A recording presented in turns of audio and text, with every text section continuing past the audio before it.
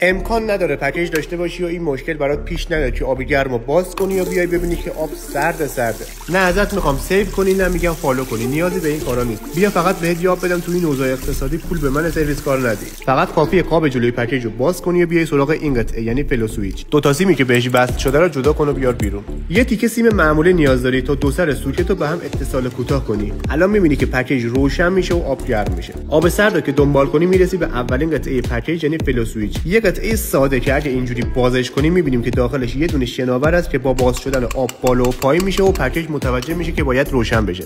اما نیاز نیست عوضش کنی، سوکتا رو سر جاش بزن و بیا پایین پکیج. حالا آب سرد رو ببند و این شلنگ رو باز کن. با یه دونه پیشگوشی یه تقه ریز به شناور بزن تا از گیرپاش در بیاد. الان پکیج رو روشن کن و آب گرم رو باز کن. مثل روز اول روشن میشه و آب جوش میشه. اگه من این کارو برات میکردم 1 میلیون ازت میگرفتم. تو پیجم هزینه‌اتو صفر میکنم. اگه دوست داشتی فالو کن.